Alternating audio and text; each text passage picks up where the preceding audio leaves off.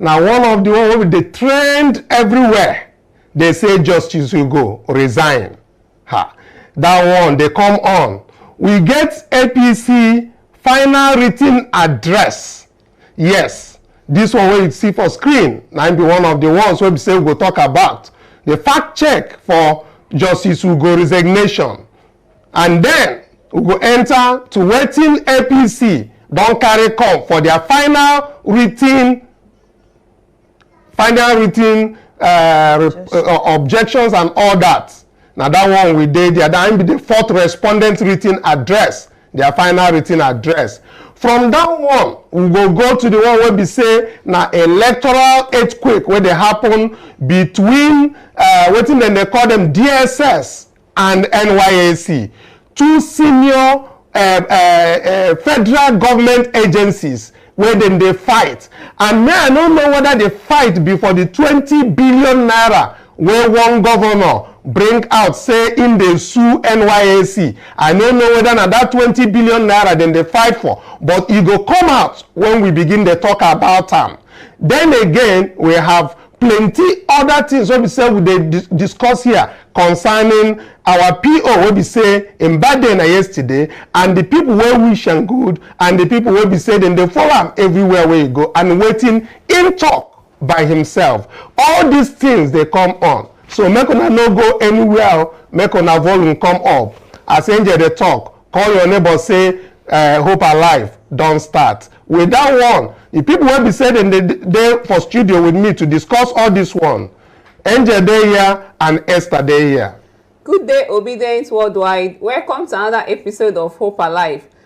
Indeed, a new and a better Nigeria is coming. Welcome, my fabulous and obedient family. Well meaning Nigerians, tell your neighbor say, hope they are alive. Yes, we get hope. Small, small.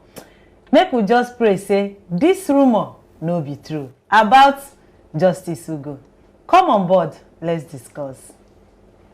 Yes, so as we begin to discuss about Justice Hugo, I go one make I bring plenty people where they talk about this thing since this early this morning.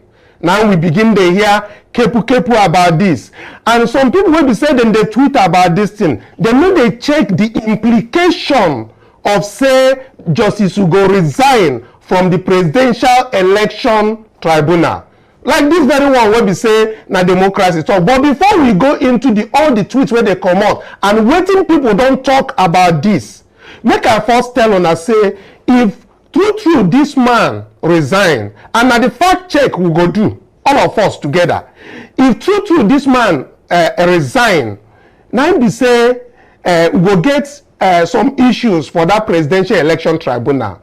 Some people don't know what in that issue go be, but the major issue go be say they no form quorum again. Now 5 people panel 9 them be, and na so law talk am say na 5 people go take that decision, no be 4 people. So if in come out from that very place, we go begin to look how them go take appoint the person who go replace, how them go do this one and how them go do that one. So we go check all the facts where we say whether not true. Say this man resign. So make we start with waiting people they talk and how they take talk for Twitter. Well, this one from the Democracy Watchman. He talks say with the resignation of Justice Hugo, if the courts mistakenly rule in favor of Tinubu, Nigeria will burn to the ground. Tinubu will be the one who finally divided the country permanently. And that evil man called Wike will never be forgiven for his role in this. Well, now so Democracy Watchman take talking own. We know say na in own na in talk, na in mind na in talk, no be our mind na in talk. Then we have this one from Charlie Boy. Yes, so our area father said Justice Hugo resigns, citing demands to kneecap democracy, says siding with Tinubu would mean the death of Nigerians' democracy. Tribunal, Supreme Court judges, better be careful. I swear with everything I hold precious. If una do anyhow, una go see anyhow. Yes, if una do anyhow, una go do anyhow. But not be Supreme Court judges. Now then tell and say make you resign now. They not tell and make you resign, but make we go find out the truth. as we dey go. We get this one from Jack. Jack talking on say, Dear Justice Ugo, resigning is not enough, sir. You must now come out and tell the whole world those who want you to suppress evidence and rule in their favor. Please, sir, don't stop at resigning. Nigeria needs a hero to rescue our dying nation. Yes, so Nigeria really needs somebody that will rescue them. So me, I like this one of the of Jack as he talk this last part. Nigeria really needs somebody to come to their rescue. So resigning is not an option as far as I am concerned. If you are saying no to whatever they want, say no and talk it out in your opinion. Judges always have their own opinion. They can have dissenting opinion if they don't like the outcome. We get this one from Ren's Blogspot. Just in, Justice Ugo resigned, citing demands to kneecap democracy. Says siding with Tinubu will mean the death of Nigeria democracy in a shocking and unusual move. Nigerian Justice M. Ugo has resigned from the bench, citing demands from the executive branch that he believes will destroy the country's democracy. In a statement released, Justice Ugo said that siding with the government on this matter will be the death of Nigeria's democracy and that he could not in good conscience remain silent. His resignation has sent shockwaves through the country. It has also raised serious questions about the state of Nigeria's democratic institutions. According to Justice Ugo's statement, he was asked to cripple the independence of the judiciary by ruling in favor of a certain political candidate whom he did not name but is widely believed to be Bola Tinubu. Furthermore, he was asked to suppress evidence and dismiss cases that could have impact on the election. Justice Ugo's resignation has caused a serious uproar and a setback to the activities of Presidential Election Petition Court. Yes, so this thing where these people they talk, the Presidential Election Petition Tribunal no gets any issue. All this uproar when they talk, now assuming when we as we want to do fact check, now when we don't hear their own finish, we will come hear the one where they come out from the secretary of this very Presidential Election Tribunal. So we get information when they come out from the court itself. So now that one we want to compare these things when we say everybody they talk. So make on a day we don't know they go anywhere with the call. We get one from Divine Being. Divine Being say obedience in Spain. Wike is in Malaga, Spain, briefing all Supreme Court justices and presidential panel members of Appeal Court led by Justice Haruna Salami. Agenda is to tweet the election petition to favor Tinubu. This was why Justice Ugo resigned and CGN quickly went public to lie. Now so this Prosper Touch take talking on, say Appeal Court led by Justice Haruna Samani. Now so he take talk, but now in own talk, now he talk. So all this their talk when they go on, we just they bring on and say several people don't tweet, don't talk. Now we they bring come. We get one from Big God. Big God say reason why Wike built houses for judges is to always use them to subvert justice. Now, Justice Ugo has resigned because of pressure on him to pervert justice. Nigerians brace up. It is fight to finish. Oh.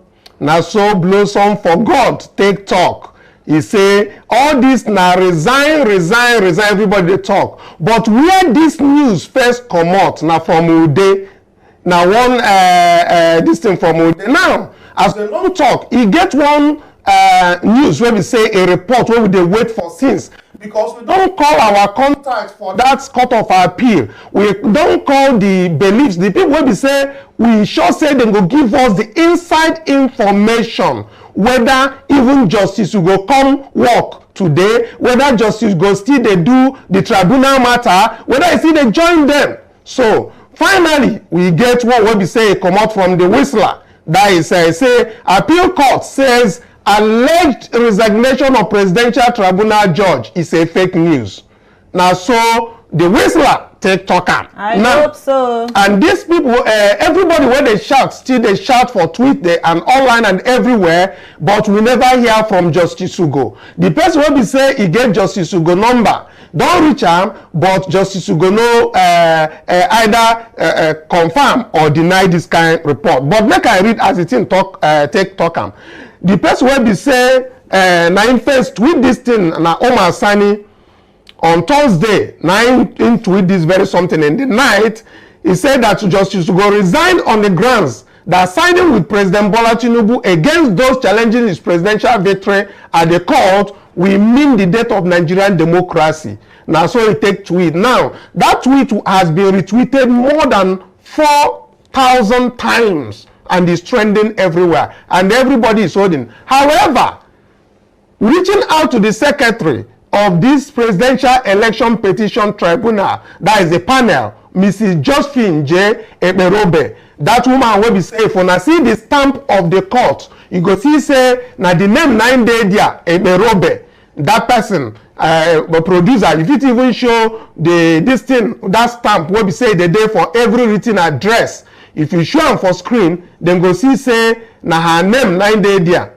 So that Eberobe confirm say, this very post where they go everywhere, she describe it as a fake news. If una see that one wey be say JJ Eberobe, na him be the person wey be say him don respond according to the news wey be say we get. So as una see am, na person wey dey work for that court, na the person wey dey receive information, and she talk say e no be like that, say na fake news. So the fact check, whether you check am for everywhere, you no get result. The best result wey you go get na this one wey dem talk say this woman wey dey work directly with them, wey dey receive all the document, talk say na fake news. So na so e take be for now. Make we for hold am like this. By tomorrow, we go continue to dey reach out to Justice Samani and dem panel, and even this Justice Ugo. For the people wey be say dem hold the phone number, we don ask them make dem call, make him either deny or accept say this thing happen. But for me and my team wey dey for here at Obidati Family TV, we talk say whether anything wey anybody tell you to do and you decide not to do that thing, to do the right thing, you can continue to do the right thing, because even in your judgment you can dissent, you can say no. When they say, everybody says yes, you can say no. Just do the right thing, be there. Because when you leave, Justice Ugo, there will be a vacuum. And that very vacuum, we don't know how long that very vacuum will be dealt with within the confines of the law. So I beg, make you for stay there, make this thing where they